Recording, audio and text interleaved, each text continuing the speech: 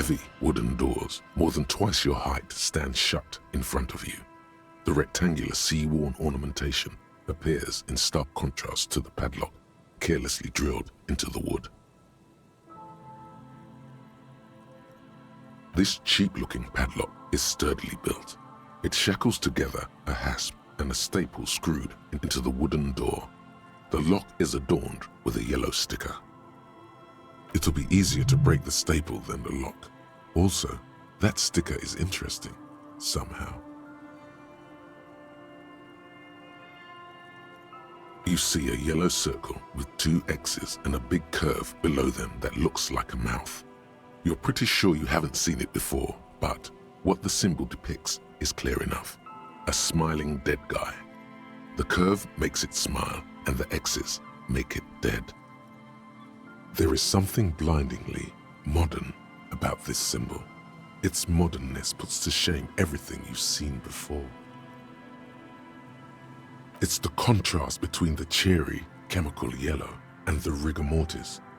As if the cheery guy didn't know he was dead, or the dead guy didn't care that he was. Either way, you get the sense the forces of future are at work here.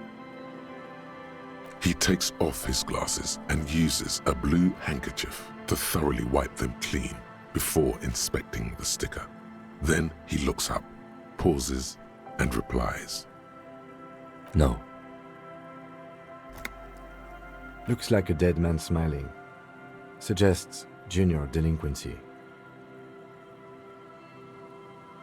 For Revachol aussi, the moral intern defined junior delinquents as minors between the ages of 10 and 16 who have committed an act in violation of the law. These acts aren't called crimes as they would be for adults. Crimes committed by minors are called delinquent acts. This was part of your officer's exams. I haven't seen that sticker before, and I'm not a youth.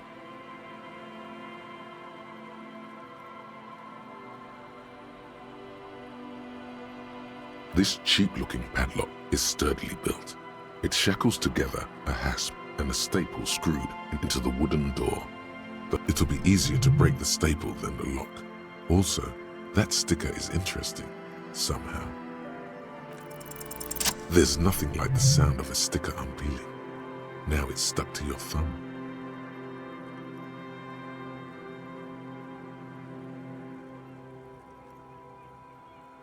Au revoir sticker.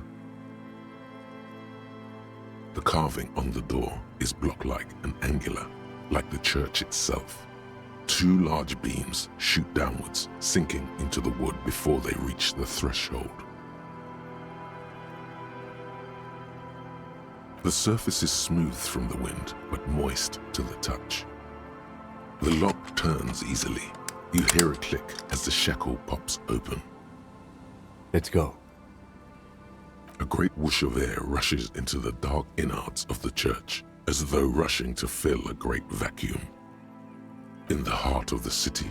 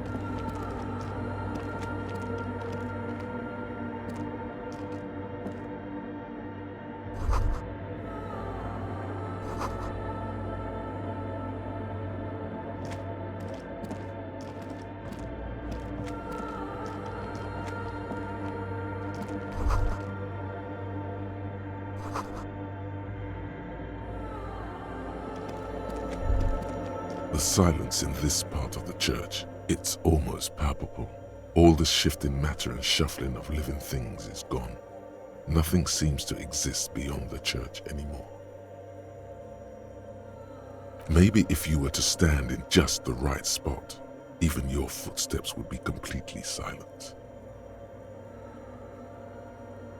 And then it's gone, almost all of it, but for the faintest of hums. It seems the sound here is detached from its source somehow, if not blotted out outright. Truly unusual. You can hardly hear your own breathing.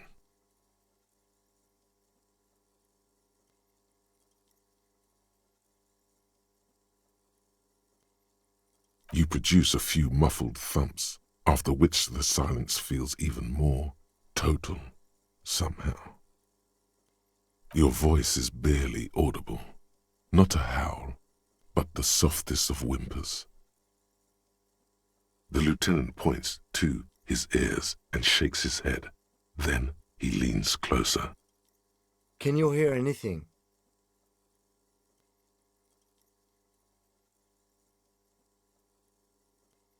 I wonder why the church was built with such strange acoustics. His detached tone conceals how uncomfortable he is. Maybe the church was designed this way to prevent boisterous activity, singing and dancing, on its premises.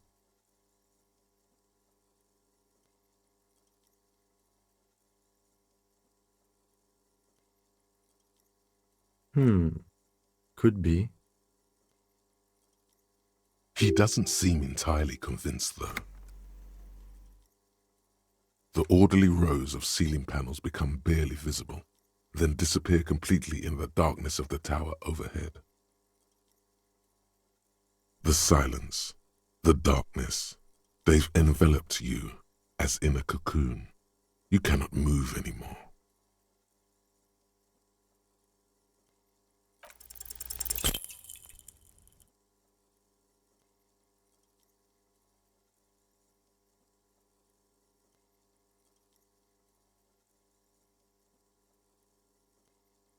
Just darkness without end.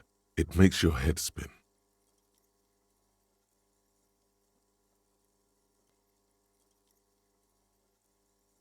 Filled with vague shapes of woodwork, the sense of a great height.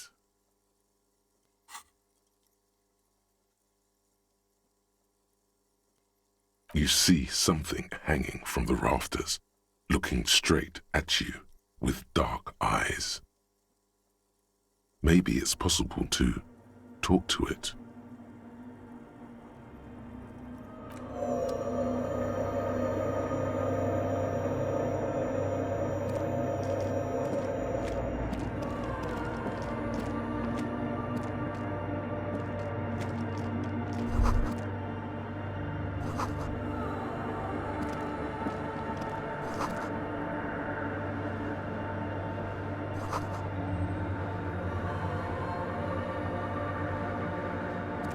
In white, silver, and apricot faience, the young mother of humanism stands above you. A crack runs across her body. She is impossibly tall, oval-faced and sad, a dark and radiant majesty. This is her innocence, Dolores Day. Cradled in her arms are a pair of glowing lungs, clearly visible from underneath her flowing dress. You should kneel. Your knees touch the floor. The floorboards are hard and cold. There you kneel among the snowdrifts, diffuse light falling on your hands from beyond the glass. The world is silent, but for the creaks and cracks of the massive wooden structure behind you, it covers you from the wind outside. The woman looks down at you kneeling. She towers among her followers, architects, laymen, courtiers. There is a sad smile on her lips and a glint in her green-blue eye of what? Compassion? Remorse? She acknowledges the passing of someone who is still alive. You.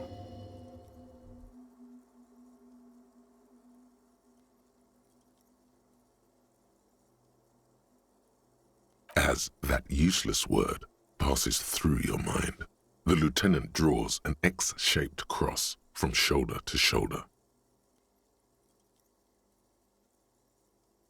Your fingertips touch your chest 4 times. Then you rise from your knees into the apricot-colored light of the window. Above you, the woman still smiles her distant smile, sundered by the crack in the glass.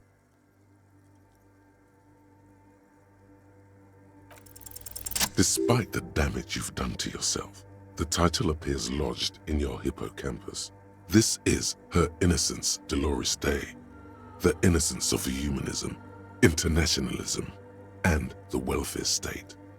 Perhaps the most famous human being ever to have lived. No amount of Commodore Red can wipe her sad smile from your brain thing. It has survived the deluge and haunts you still, and will haunt you forever, as it haunts all men. 300 years ago, in the wake of the discovery of this Isola, the Insulindian, by explorers from the continent of Muindi, she is, among other things, the innocence of inter-isolary travel and the connected world.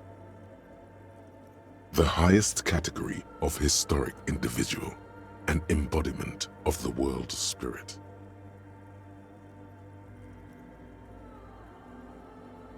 In a way, an innocence is elected to office by the founding party, a precedent that has taken place a mere 6 times in the entirety of history. The legal system of the Real Belt is built from the ground up to accommodate an authentic rule should it coincide with our time. An innocence is infallible. The decisions made by one are not decisions. They are inevitabilities. What would have happened anyway? Only accelerated, packed into decades instead of centuries. An innocence is a continuous, compressed event, a sacred human being. It is an honor and a glory to live when one is in office. No, we are alone. Many things, you know she was a woman of the court, the wife of an influential Marchese, and eventually the principal advisor to Irene la Navigateur, Queen of Suresnes, modern-day Sir La Clé, also that she was gorgeous beyond beauty. Terribly, women of the court were expected to play both contract bridge and chess sufficiently well to prove an interesting challenge to a man. A simple grasp in matters of philosophy, theology, and science was encouraged. She was, by all means, a kept woman. She made the most of her position in the antediluvian court, a court visited by the most prominent thinkers and artists of the day. In secret, she was becoming the era's preeminent philosopher of the state, a scalpel, a piercing gaze. She was an almost preternaturally magnetic and intelligent individual. To her contemporaries, she appeared out of time, a messenger from the future of the species. We all fell in love with her, head over heels. Even before she was declared an innocence, her influence was tremendous. It was on her advice that Irene la Navigateur sponsored a number of voyages into the Pale, a costly, often tragic endeavor, ultimately vindicated by the discovery of the new world, the piece of reality you're standing on. She was crowned 2 years after the first expedition returned, setting in motion what is widely considered the greatest era in history, the DeLorean era. Wow, indeed. When her innocence was declared, and the queen she had advised for years fell on her knees before her, she was so overcome with emotion that her lungs started glowing in her chest. Bystanders reported golden filaments lighting the already sunlit chamber around her, clearly visible beneath her dress. That is why the lungs are the symbol of love for the cultures of the Real Belt. As did we all, the lands of the Mesk and the Occident and even faraway Supreme Windy. Altogether, 21 of the 40 Mundial nations of the time immediately accepted Innocentic rule, even before her crowning. In a city called Advesperaskit in Vesper Messina, her homeland, the name of the city means evening comes, but it happened on a winter's morning with the canals frozen and slush falling out of the sky. She was dressed in a white and pearl dress on an emptied-out plaza with the crowd far away. Already, her Theriers, the secret servicemen of the Innocents, were worried about an assassination attempt.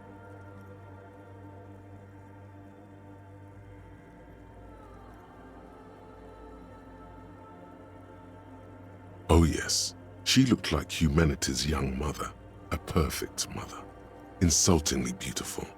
It was as if her face and shoulders and hands were covered in a soft down of underfeathers.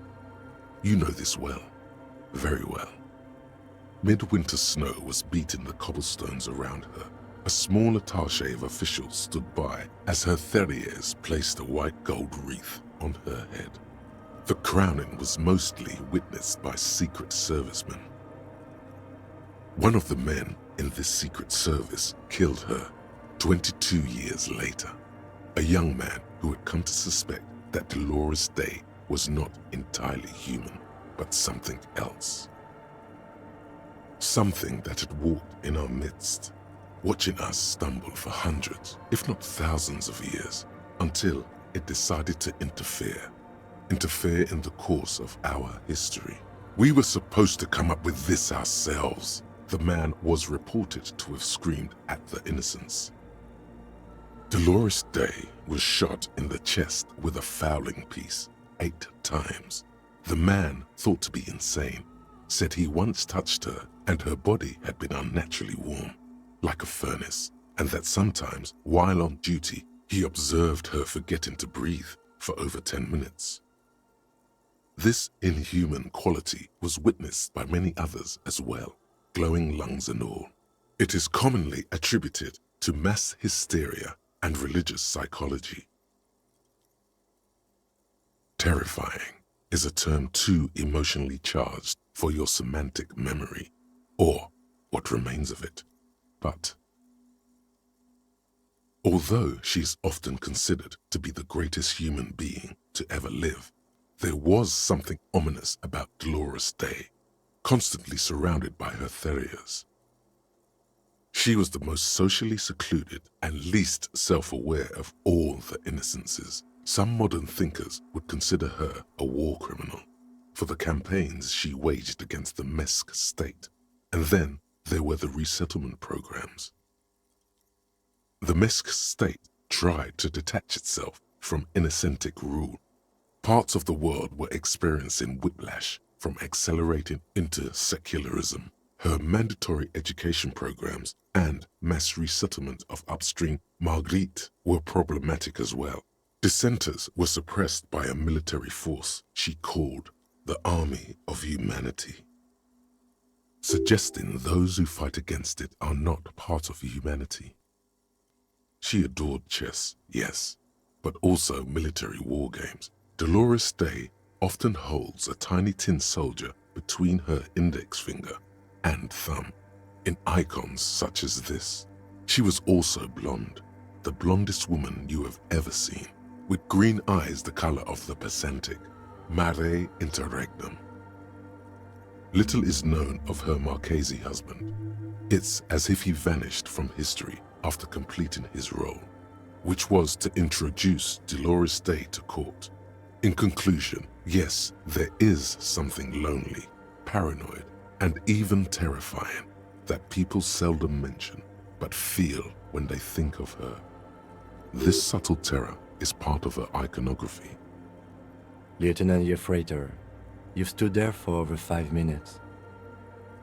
What are you thinking of, if I may ask?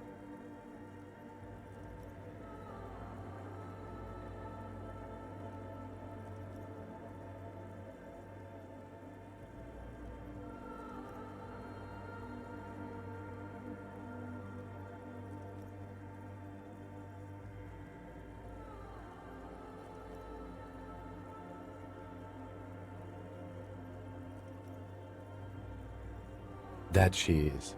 A great sacred piece. I wonder what we are doing here, however. In this church, I mean. The coast in general. We shouldn't linger. This isn't a good place to get lost in.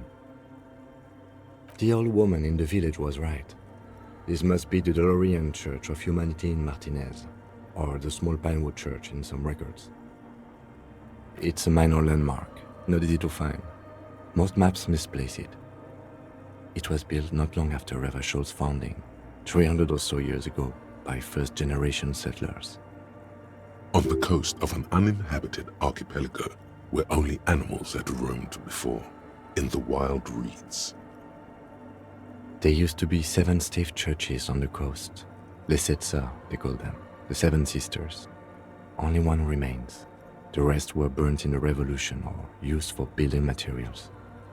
We should be respectful here, although the building appears to be deserted. I do not believe we'll find anything connected to the lynching here.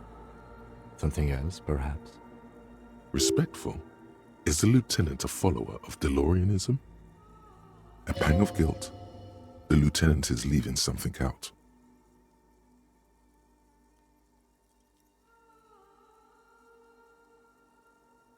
I have a theory, yes.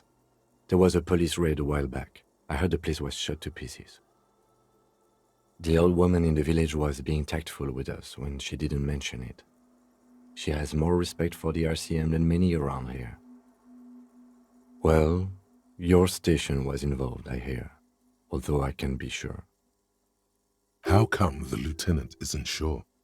Is this confidential information? 3 precincts were involved in the raid, and people say Precinct 41 was one of them.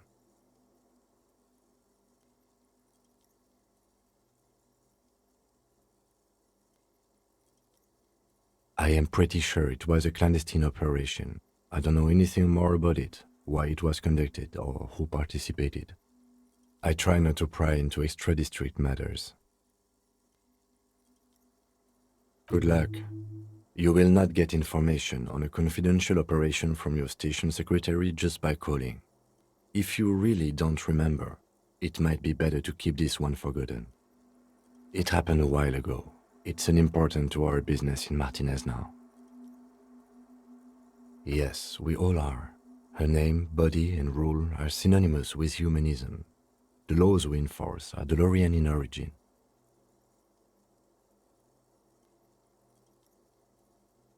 It's not spiritual, it's constitutional. The DeLorean system does not demand faith, only accordance.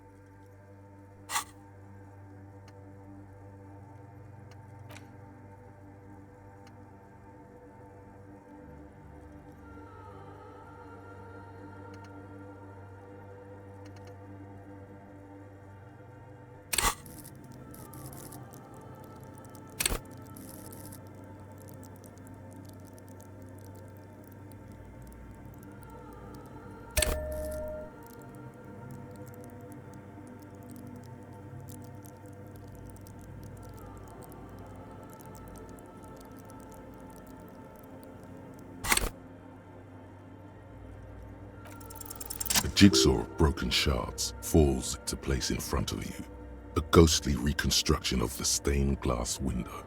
Before it was shattered, there was an older woman beneath the younger one, and a text, a light motif below them both.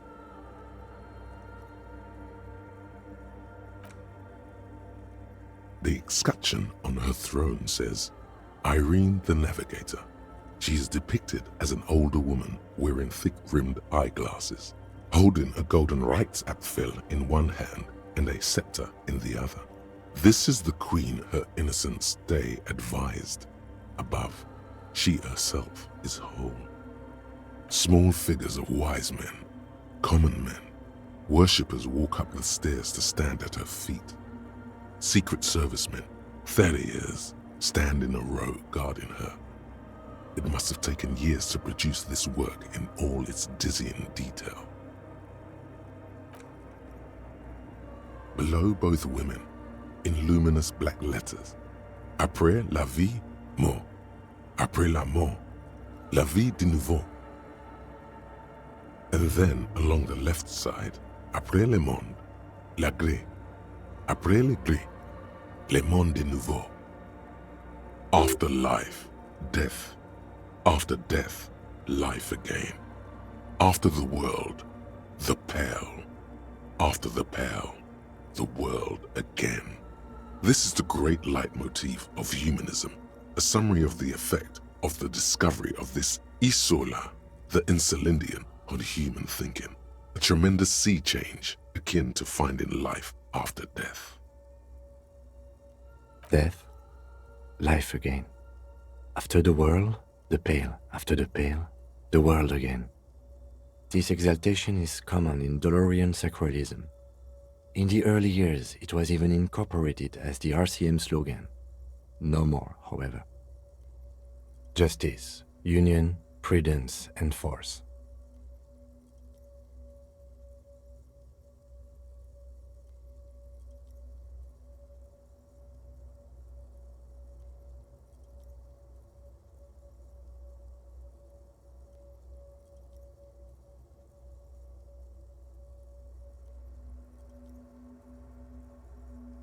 Eyes cool.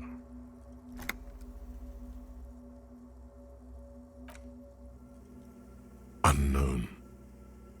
Something during the raid the lieutenant mentioned, or just hooligans looking for something to break. The mother of humanism towers above you, a wax painting on a cracked pane of glass. Nothing has changed in her expression.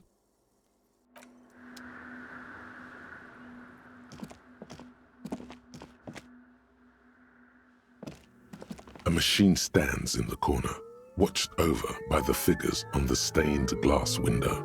It's turned on and quivering with soft electricity. Another radio computer. And this time it's already turned on.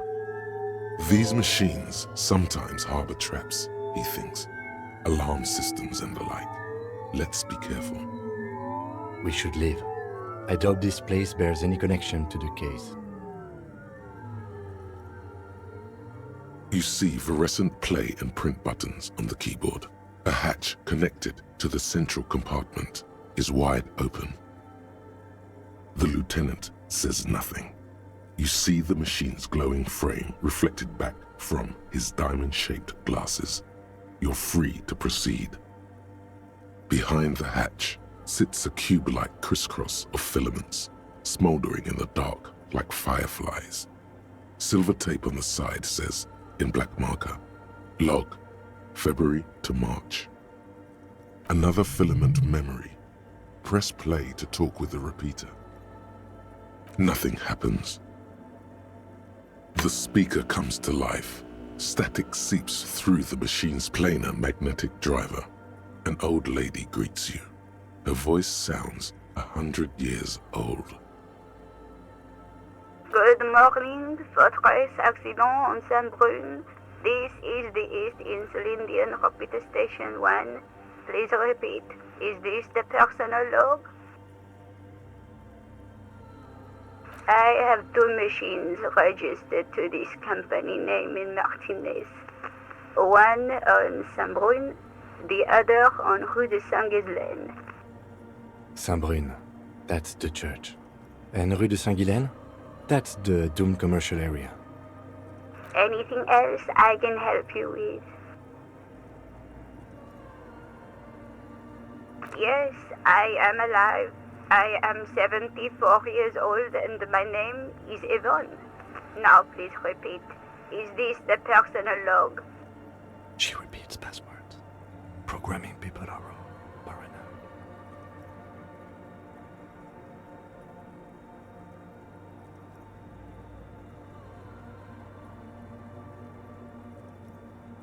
They're merely cautious. It's my job to protect their filaments as a password repeater at the East Insulindian Station. Doesn't it get lonely, sitting there all by herself? Now, please tell me why you're calling Fortress Accident. Good. Please repeat the password. Let's look around. There's no use trying to guess the answer.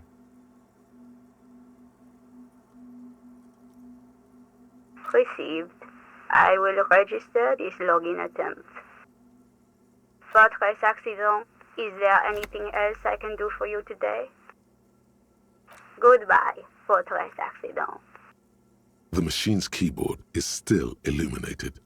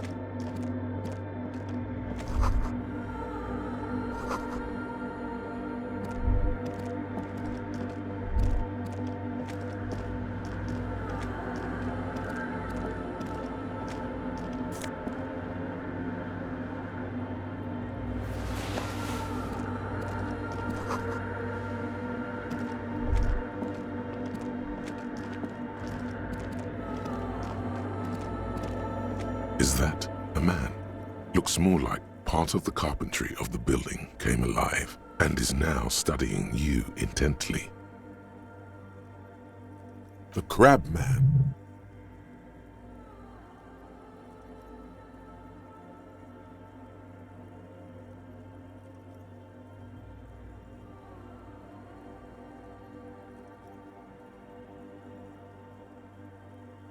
The man leaned forward a little, fixing you with a steady, unreadable gaze, then speaks.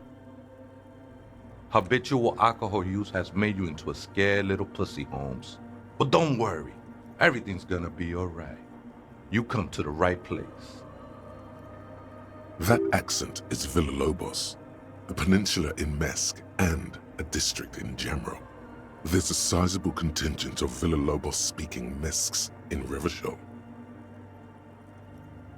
Hold on. Stop it right there. Pussy, what's with this?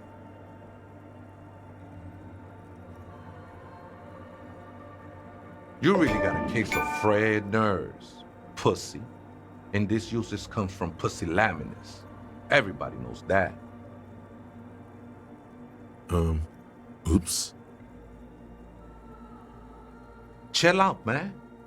Here you could receive the mother's love. And when you're ready, she will take your hand and lift you out of that despair at the bottom of that bottle. This man is obviously a habitual narcotics user. Do we really need to question him? I'm put off by this religious stuff, he thinks. And maybe the ceiling climbing, too. It's all very hard to square with the lieutenant's own view of reality.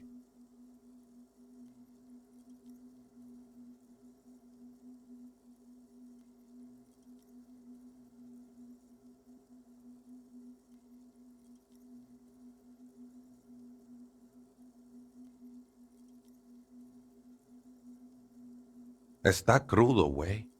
I see deep inside you. Your body and your spirit are suffering greatly from overindulgence, and you don't even know it.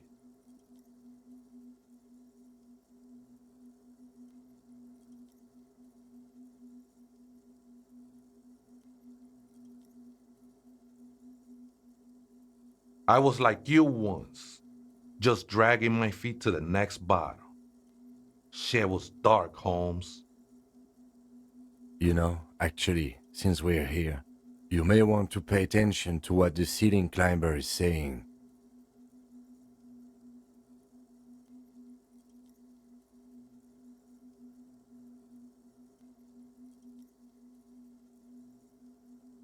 Don't trust me. Trust the mother. I'm only the messenger, Holmes. This is the Church of the Mother of Silence. You are welcome here. You have no idea what the fuck he's talking about. Is he just trying to throw you off your game? 'Tis not an act, my liege, saving perchance he hath deceived his very self. This man is a zealot.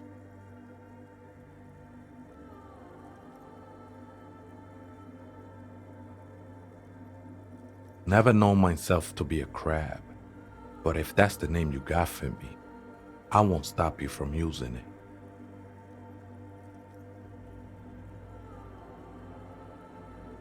I always thought of myself more like a flame, flickering along the rafters and beams. It may be that I gotta work on my technique. That's not the only technique he's working on. Look at those carved sculptures. And is that a satchel of tools over there? Sure am. Whittling wood used to be something I just did to busy my hands. Now I use those same hands in service of something greater than my own restlessness. All right, let's consider the context and meaning here.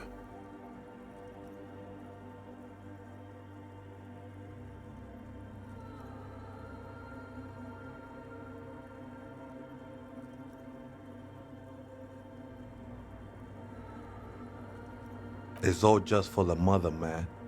No need to overthink it. I was in a gangway, but my memories of that time are fading. Most of them are already gone.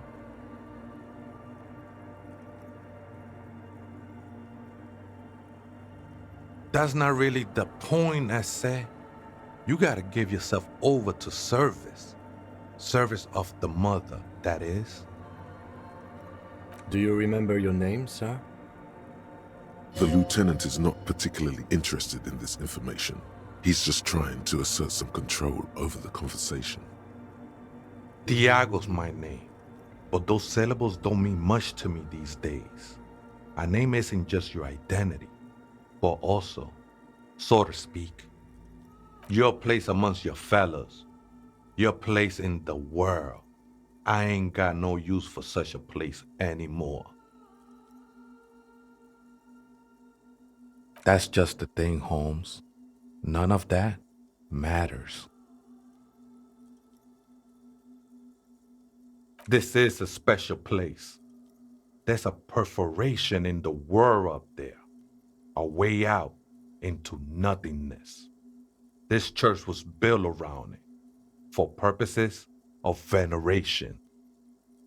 I circled it, nurtured by the silence bestowed by the mother. One of these days, I'll be pure enough to go drink from it directly. No. There's a new god in town, and she can't be painted or sculpted because she has no limb or even a face. She is the end.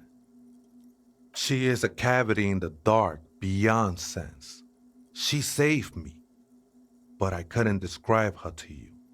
No one can, Holmes, and no one ever will. I will be incinerated, but not destroyed. Finally, I won with the state of the world before reality began. That sounds a bit like substitution behavior, no? You know a thing or two about that. It's not like that at all, man. It's just faith and joyful service. Too gleeful, those words. He is lying. Not to you, to his very own self.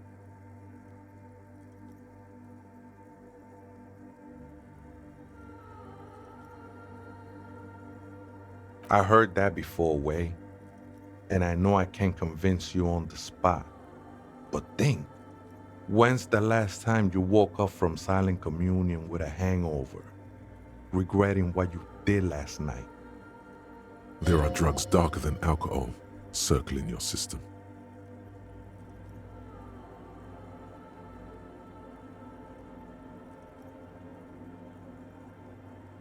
She took you for a good spin, huh? Don't worry, bro. That love is but a drop compared to the ocean of the mother's love. The mother will eat all of you and never spit you out. No worries, man. I know this shit takes time. Hard to say. I think I did some construction work here, back when I still had material worries. Up there, I realized what the true purpose of the church was. Been spending a lot of time here ever since.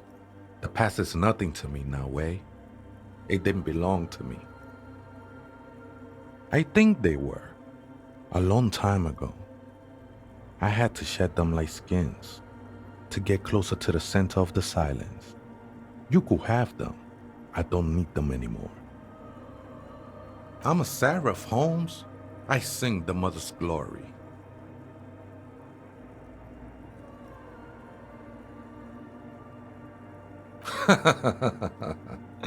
I don't mean literal singing, Holmes.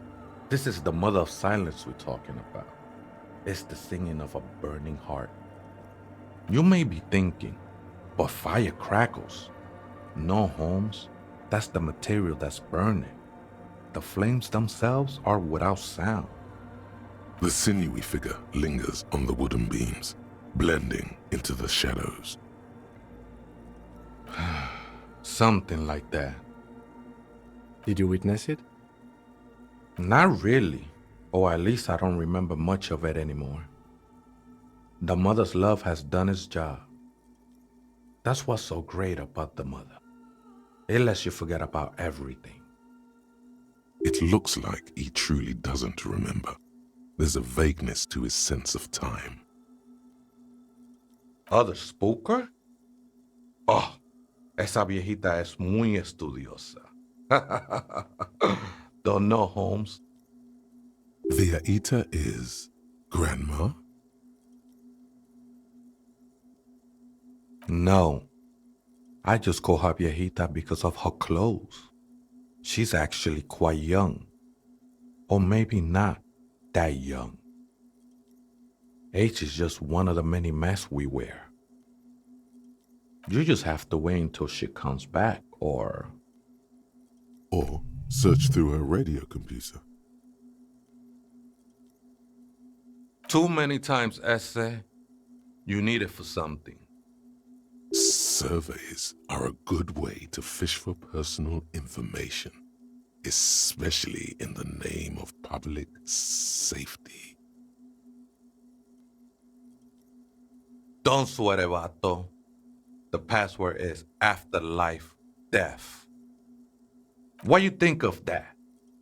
Makes me almost pity la niñita pequeña when I hear it. The ones in the tent outside, right? I see them. Guessing they're the ones who call me a crab. Probably scared of me.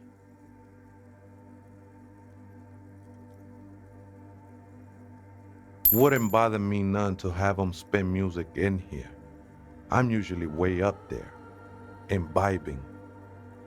Might even be nice to have some company. He said that in spite of himself. He's more attached to the human than he'd like to think. I think we're done here, essay. That was an interesting conversation. However, I'm still not sure how it's relevant to our investigation.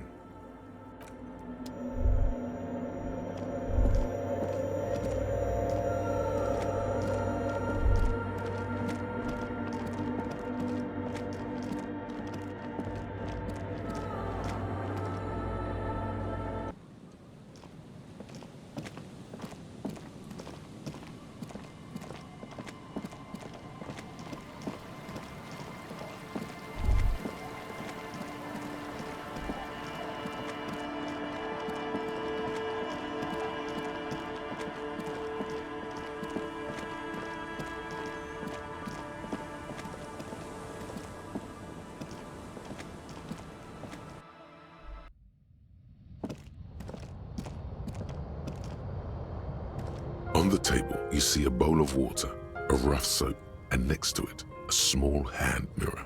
A straight razor soaks inside the wash basin. Your hand shakes so hard, you can't even muster up the courage to try. Maybe you're just too wild at heart.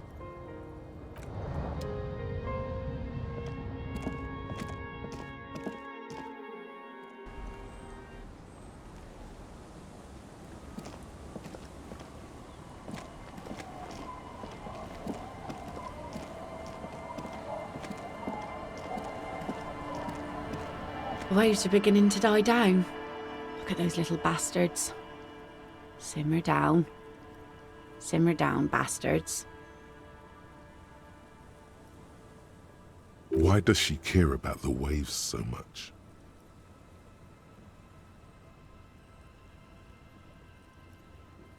Of course, question time.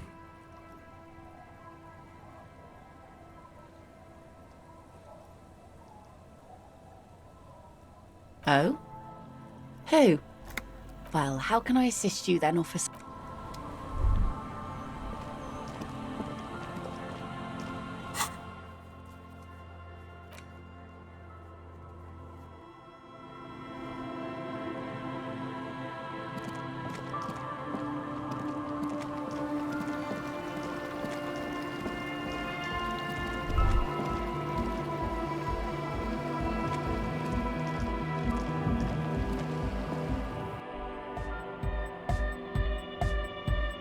Huh? I see you're here again. Off-sign, man. Did I mention getting us into the church would help? A sticker? You mean the yellow one? Can you describe it to me? Interesting. He wants you to describe it, though he already knows what it looks like. So I can hear you do it. Sometimes the outside gaze helps us reflect on things. Noid, don't bother our guests with your games. Piss off, Andre.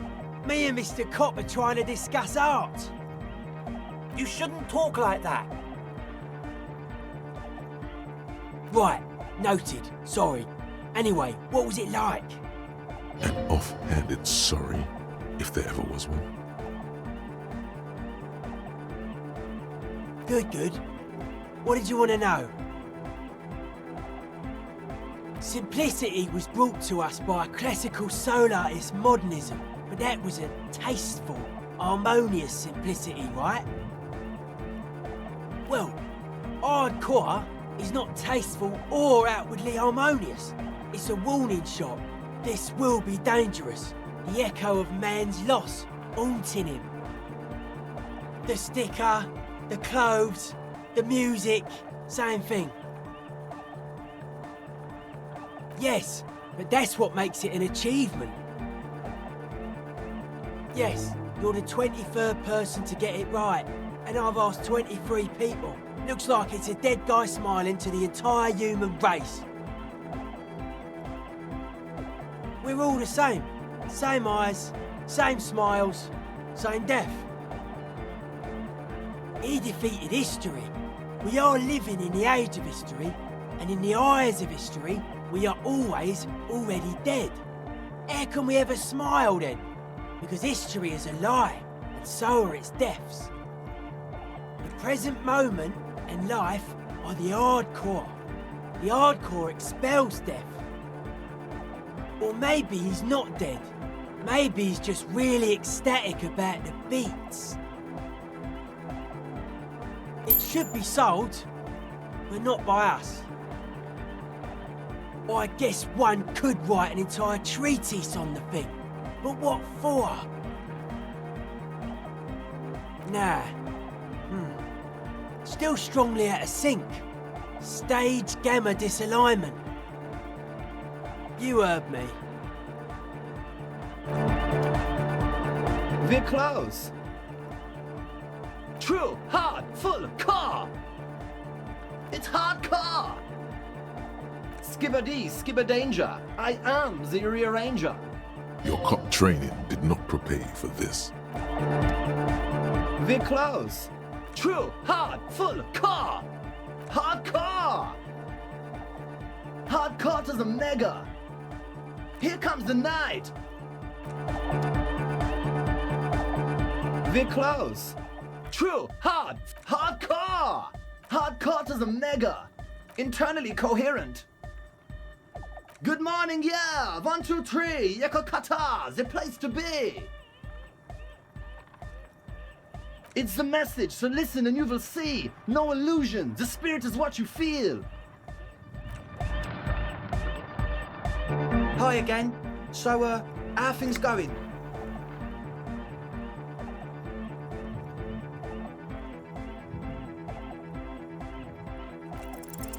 Nothing jumps out to you. Nothing out of the ordinary.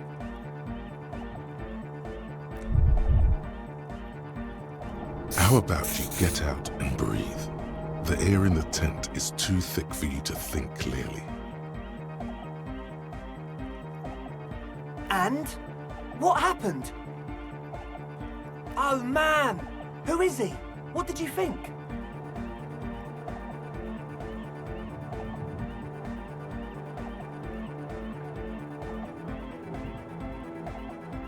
Really? Huh. Interesting. What's he doing in the church?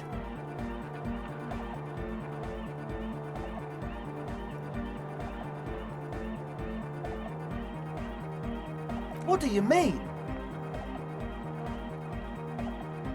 No matter. Is he gonna be a problem? Yeah, Noid is right. Let's get back to the point. What are we gonna do about him? These guys will never catch him. You will never catch him. There's nothing to do.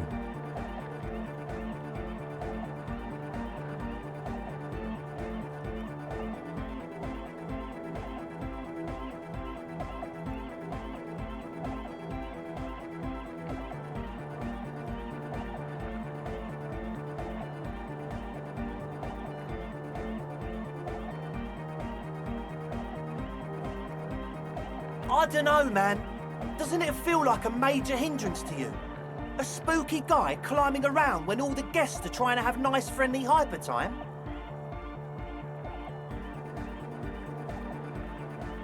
I guess it's not a massive problem, now that I think of it.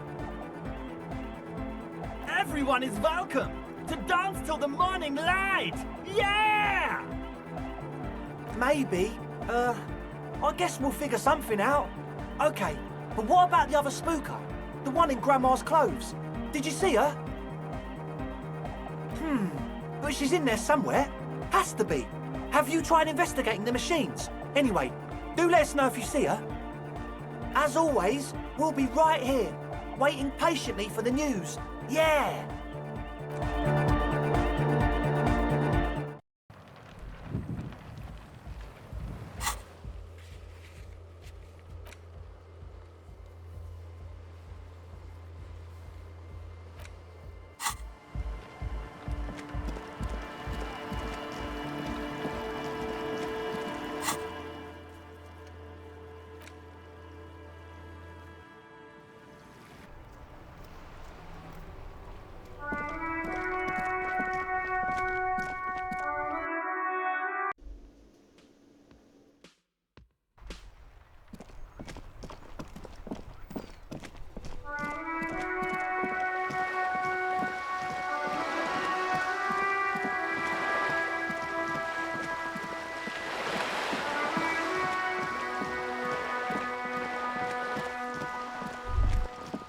There, on that balcony, do you see it? The Artisto. Now, hold up. You can't go into a bullring without a prep talk. It's baby's first sales negotiation, after all. Savvy's got to give you the do's and don'ts. Rehearsal helps fine-tune a performance. Learn your lines so they can flow out of you, like Herk Zeitung's legendary soliloquy in Hoppla, jetzt komm ich. Artistos are known to repel wealth. It bounces off their skin like rubber. The moment a reasonable business proposal enters their periphery, they go and get political. Nonsense. No one repels wealth. The businessmen just don't know how to entice them. It's true, some of them are known to turn the entire thing into a happening. What you need to do is lure them in with a strong one-liner. Get them on your side before you've even finished a sentence. Show us what you've got. Pretend you're facing the Skull Girl.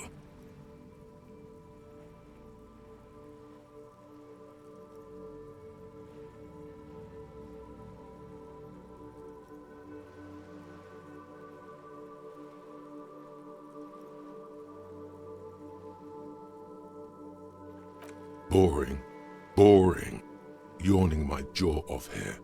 Next, it's polite. What's wrong with being polite?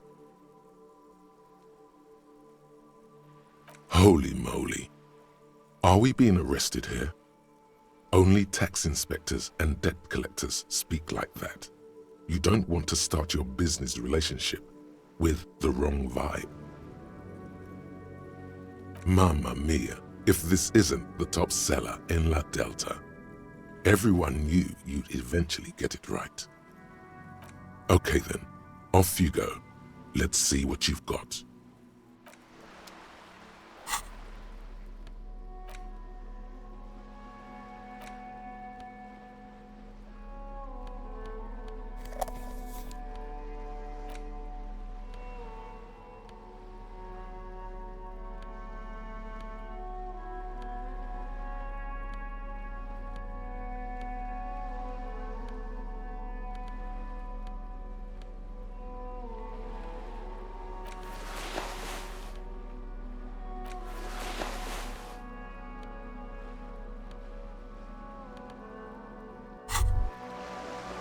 There it is, a brave little army in your pocket.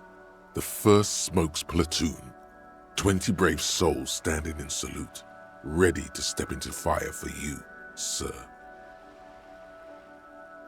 You picked the best one.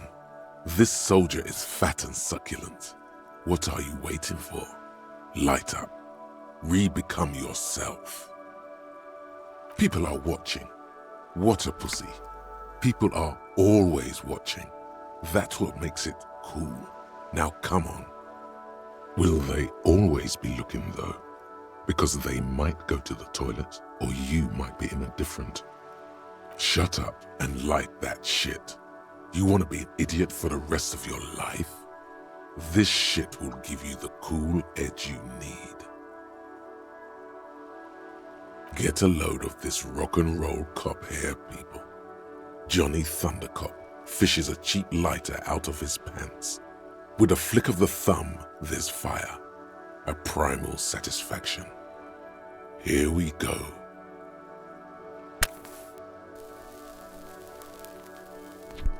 Thick, warm smoke gets sucked down into your lungs. Immediately, you feel a warm nostalgia fill your head, body, and soul. A nostalgia for yourself, the man you were in your youth. Johnny Thundercop is back, and he's chill as balls.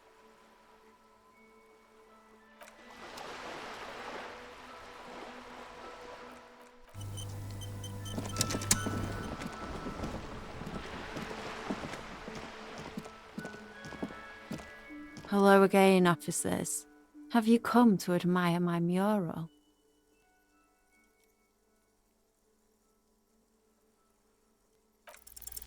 They do say the painter always paints his own portrait.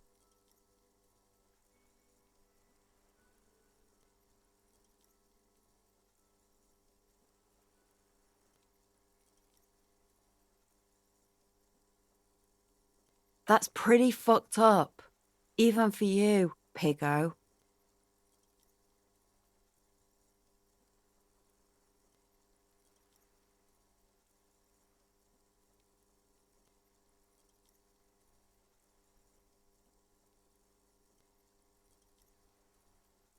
Stop quivering like jello. Then you won't get fucked. I think everyone would rather you didn't. You're a real sad sack. You know that? Go ahead then. Art it up. Just try not to hurt yourself, and no self-portraits. Sure, anytime, us shit artists have to help one another. Besides, I was out of fuel oil anyway. She only gave it to you because she doesn't see you as competition. The right idea is not coming to her. It's excruciating. You know what you've got in that fuel canister you scavenged from your Kanema? Red-dyed heavy fuel oil, paint and a brush. You're ready to do this. What's that? The piggy's looking to get into the art market with a snappy business pitch. Watch out, or you'll be auctioned off and face the chop. The lieutenant straightens his back, waiting to see where this is going. Are we witnessing a performance, perhaps? Play along. No one speaks to a police officer in that tone. Show the little missy here her place. She stares at you, fearlessly, waiting for a response.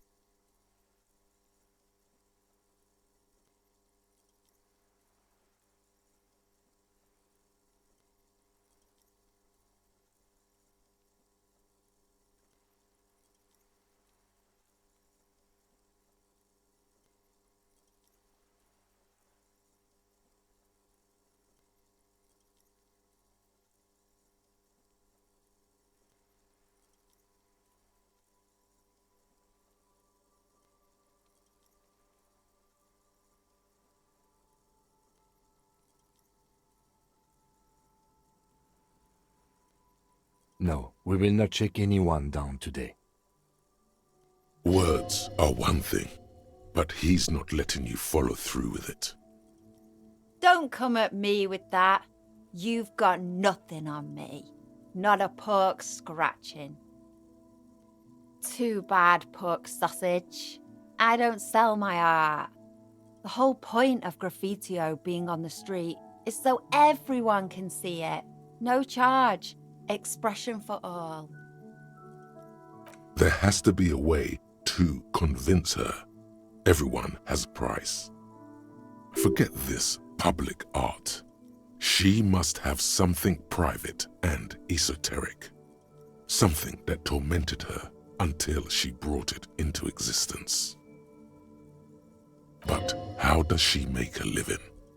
How does she keep a roof over her head? It must be hard.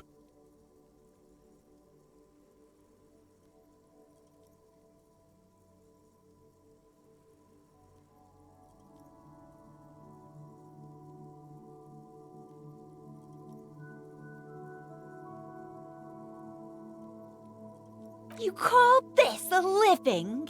Look around you, Hogman. We're all bleeding out on the slab. This place might be rotten, but at least it's hers.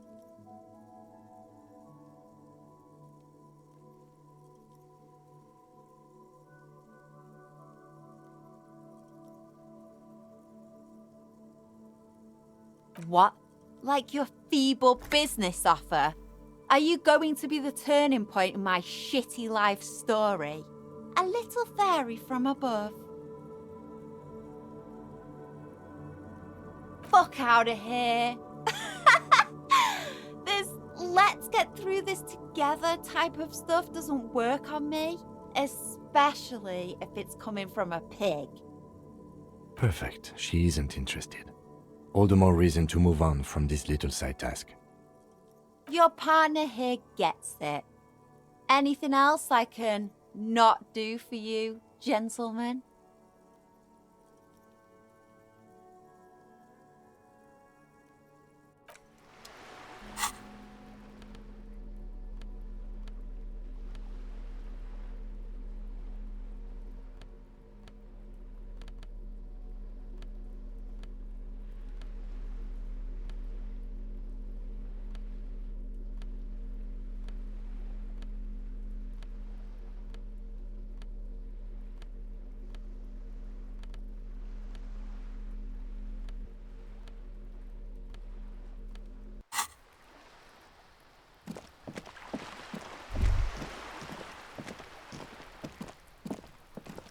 paintbrush in your hand is like a loaded revolver. What will it be, Desperado? Quite a few things come to mind.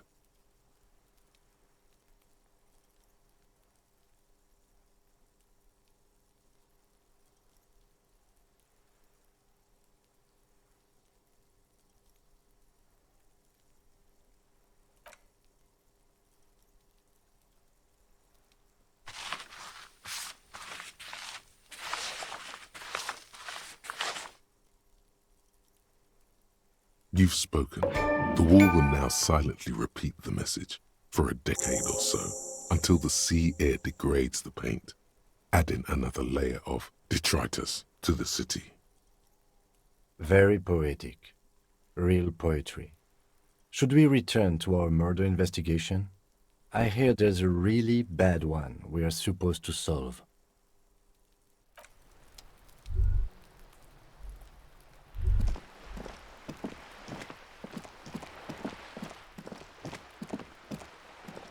Hello again, officers. Have you come to admire my mural? She's locked up tight. What does she want? Maybe it's as simple as asking her, but whine about it so she feels superior. Squeal. Then maybe we can talk business.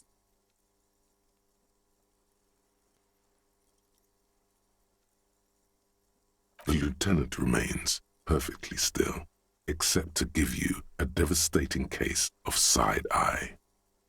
Not in a million years. Not him, you. I want you to squeal for me, pork chop.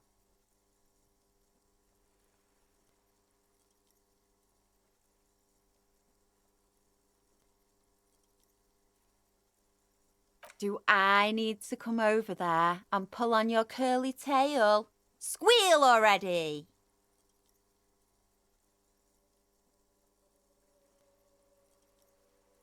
Good little piglet.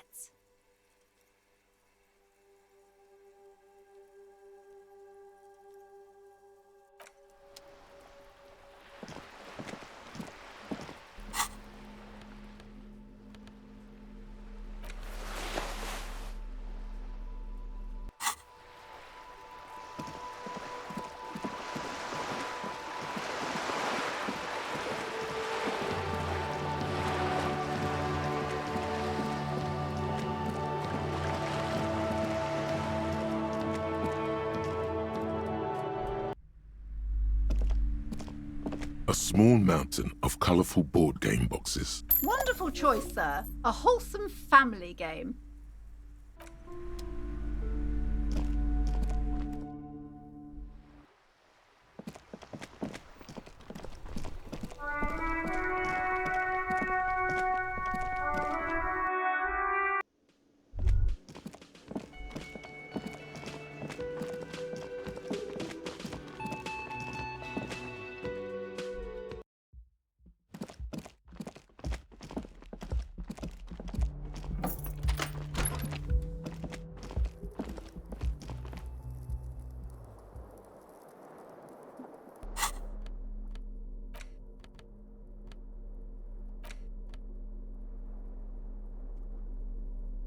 The porter reel is just what you needed.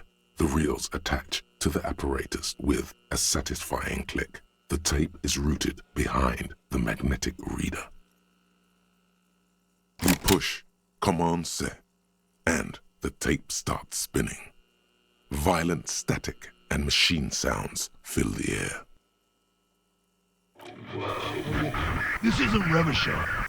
This is a fucking village. I can almost see the elephants. The harbor.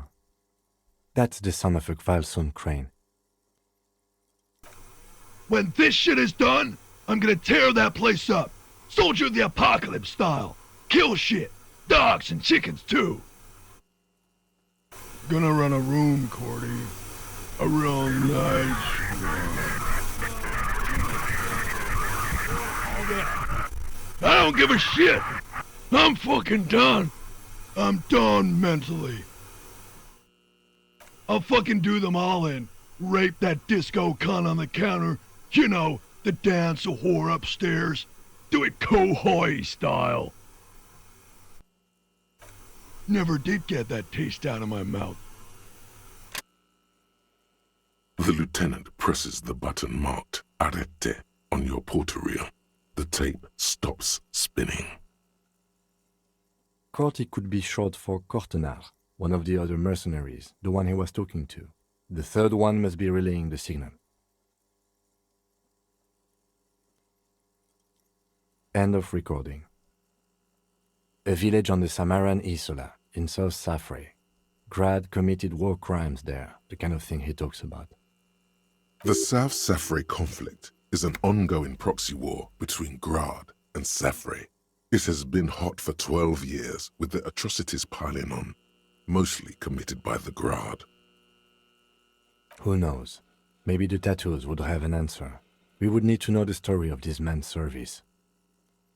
A symbol of soldier of the apocalypse style conduct in a civil environment.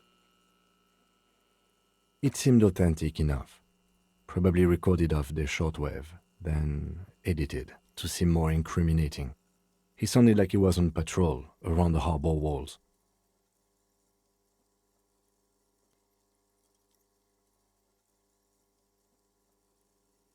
Still, there's more going on here than we know. I think we've got a few more questions for class here, don't you? This seems to contradict her testimony, at least to some degree.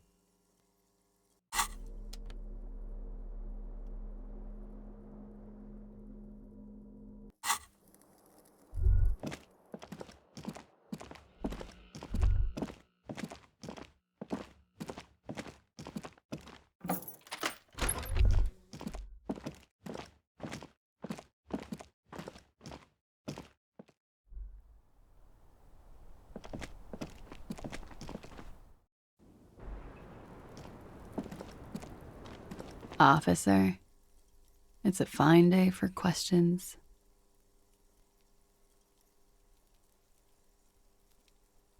Not my favorite topic, but okay. How about we, change the subject? She puts her coffee cup down. This does not surprise her. Did he? I never said he was a good man, or that he had good intentions, only that he was never bad to me. She doesn't care. If anything, she sounds amused. Where did they get this recording exactly?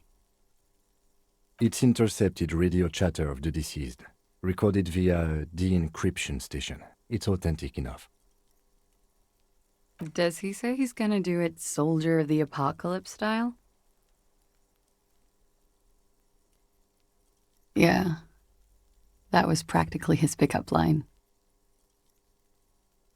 Did he say whores a lot? Was he pretty much on the verge of doing it Kohoi style? He wasn't actually there. He didn't do a tour, or at least didn't tell me he did. Would have been overkill anyway. He lived his own little Kohoi. It wasn't his everything. Yes, was he bragging? Oh no, I'm pretty sure he did all those things, then integrated them into his idea of normalcy, to keep on living, until they just sort of turn into his, what's the word I'm looking for? She's quite observant about the human character, trained to observe, even.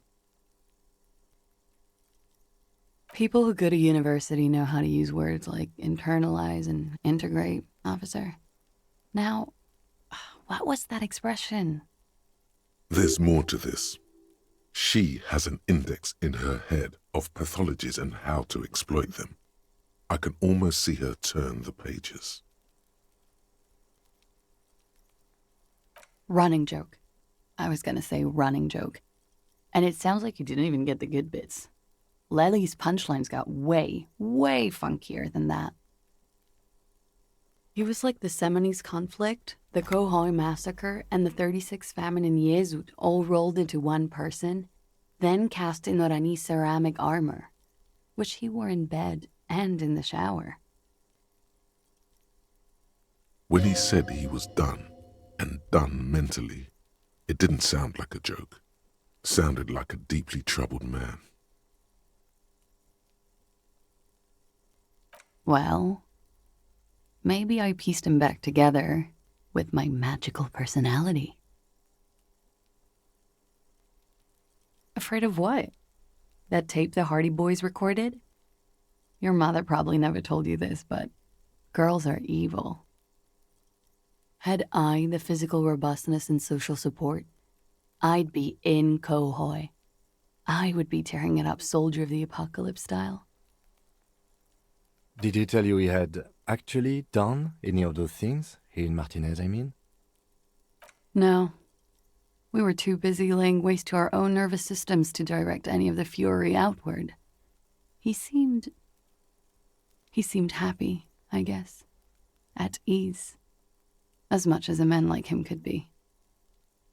There is a small measure of pride in her that she could quell the rage in such a being. What kind of man was he? Before you go, ask for details. She seems okay to talk about it. Thank you for clearing that up, miss. Whenever you're ready. I'm interested to hear what Titus Hardy has to say now. She takes a very small sip of her coffee and smiles. Like, for example, his name? Actually, officer, I didn't know his name. I just called him Lely. A nickname? I guess. He came from Lelystad. It's short for that. And it was his army name, apparently. He said his real name wasn't his. I tried to pry it out of him, but it was no use.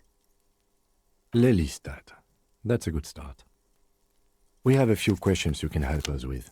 A few things a field autopsy alone can't answer. The young woman cranes her neck, trying to catch a glimpse of the page the lieutenant passed to you. On it is a list of autopsy observations recorded neatly in blue ink. Everything left to be clarified is in the column on the left.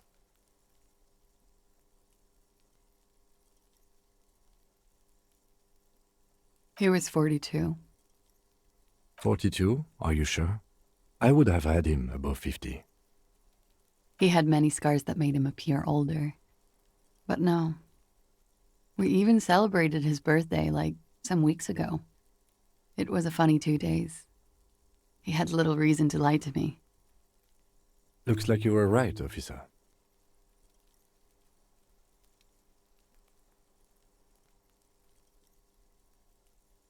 It isn't. Police work is a cooperative sport. This is clearly sports for him. Something like archery or darts. That's too pinball for me. I just like to get autopsies right on the first try. Where were we? He's lying. Blue. Light blue. They were like little blue galaxies, you know? It was strange, seeing those eyes in his fucked up face. Pardon the swearing. I do him an injustice. He wasn't ugly. And he had a beautiful, soft voice. Very surprising, what with all the scarring.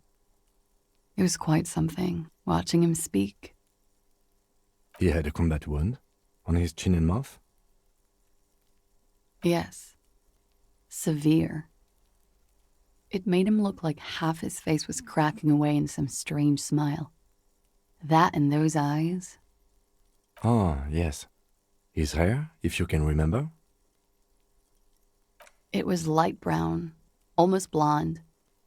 He darkened it with brilliantine, made it oily. Not nice to stroke. I couldn't convince him to leave it alone. Oh, that. It's clear she liked it.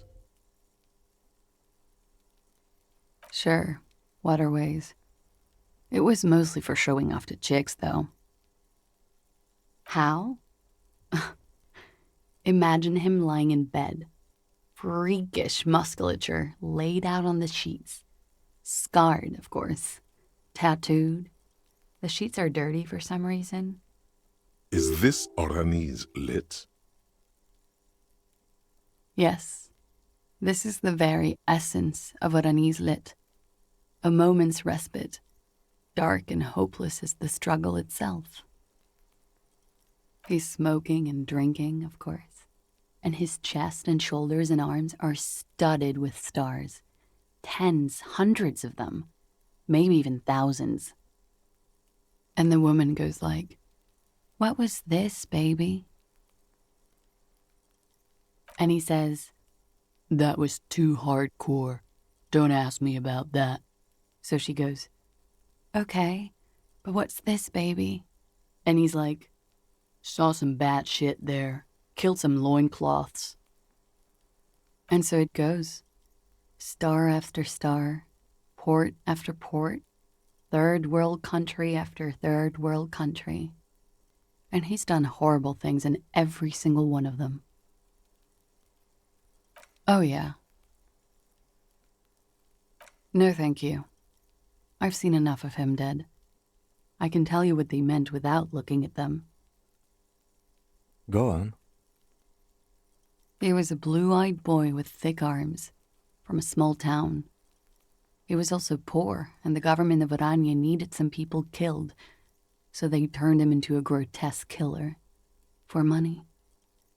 He went to Killer Academy in Vredefort. Then he killed some people on the Semenine Islands. And on other islands, too. All of the islands. After this, he came to Revachol and got killed himself. Change of topic, perhaps? In Oranje, officer. It's, I think municipality is the term. A nowhere town there. The Lelystad municipality has few boroughs and even fewer cities. It's made of agricultural plots near the border of Gottwald. Executive summary: cows, silos, and wheat. You were almost right, officer. That means his race was occidental, not mondial. I'll update the form.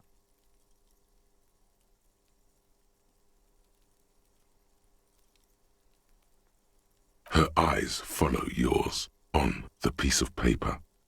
She doesn't mind this questioning. On the contrary, she enjoys thinking back to him now. This is a sort of wake for her. All right. Coolly, gracefully, she pours herself more coffee. Yeah? All right. Wait, stop. That man, bloated beyond all recognition, was 42? Below the damage, the weeks of decomposition, all the swollen indignity of mortality, he was 42 years old? How old are you? That's where this is going. 45,000 liters of raw alcohol has left its disfigurements. What lies beneath, you wonder? You could ask either one of them.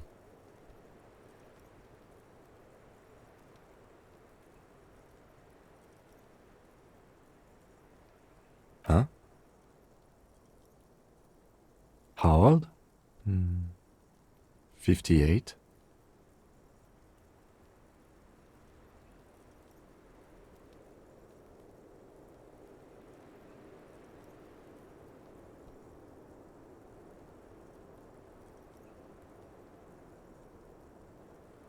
Actually, make that 54.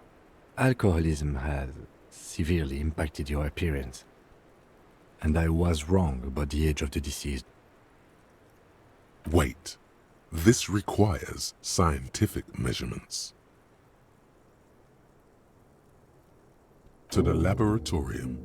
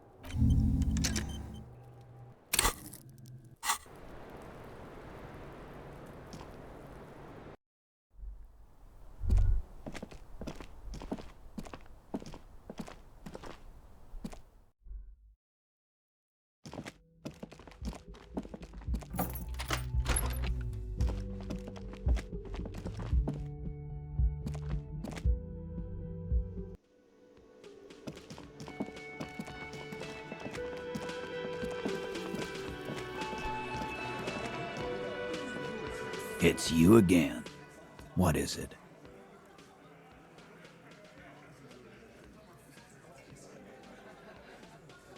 And that fucking fucker. You're the worst cops in Revachol. I gave you gold on that tape. That fucker wasn't aimed at you. It was at her.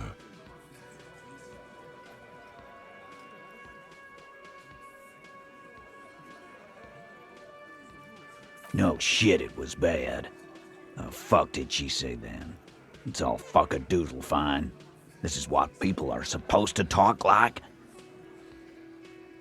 Sounds like you wanted it to change her mind about the hanged man. This is definitely personal.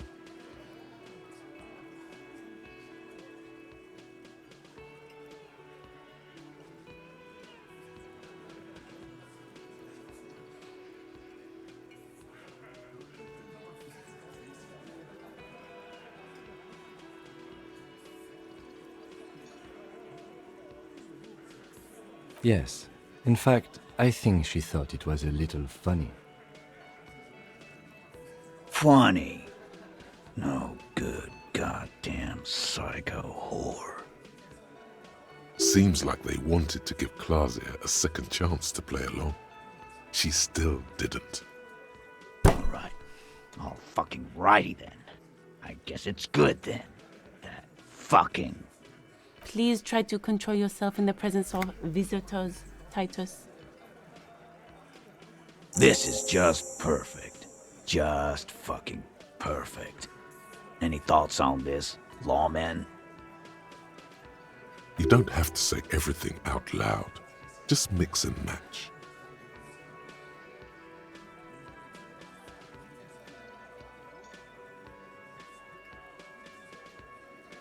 Yeah, maybe. That is a possibility. He does not sound very convinced anymore.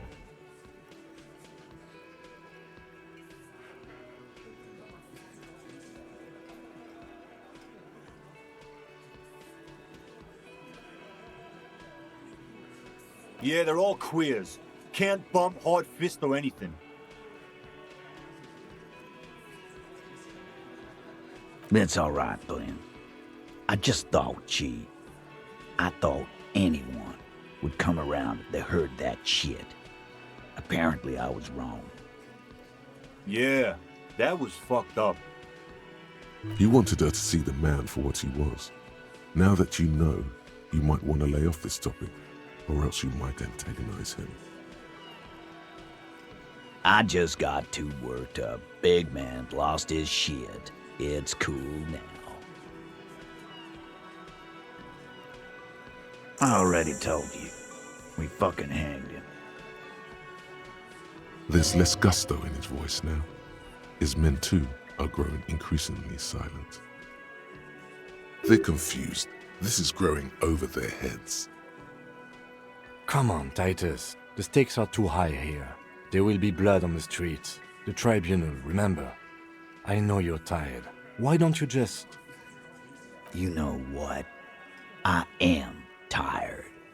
I'm tired of you, them, and the whore upstairs.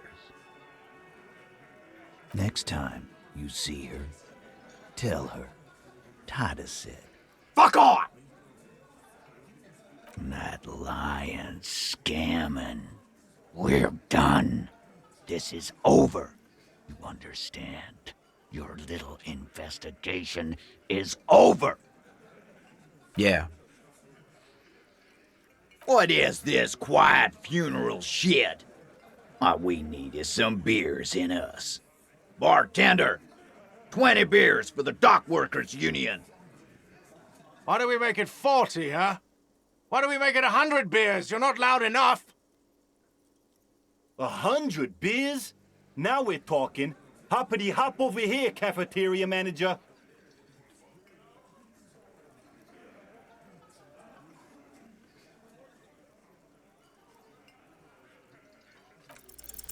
Clausia is playing them like a fiddle.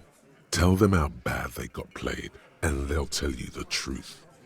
There are many ways to go about it. All of them really good.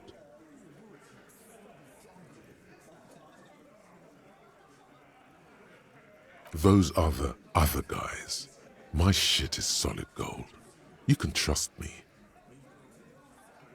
That's right. Titus is ready to break. You've come too far not to trust me now, pussy boy. Whatever. Just do the fiddle thing, sire. It'll be artistic. And if you've already done it, do it again.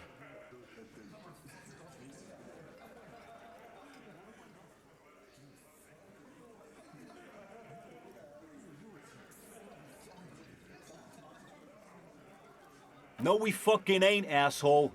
No one's fiddling anyone in here.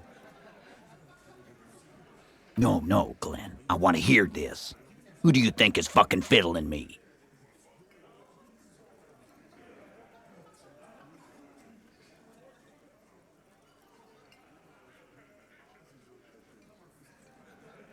Oh, you want more good options? Here we go. So good.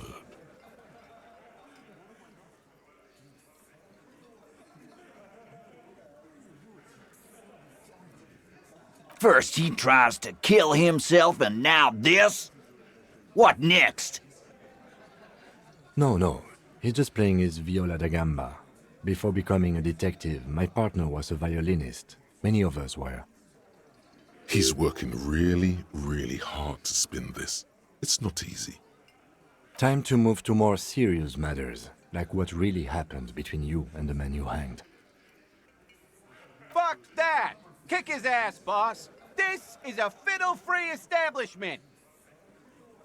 You hear that? One more peep out of you and you're on the curb, fiddle man.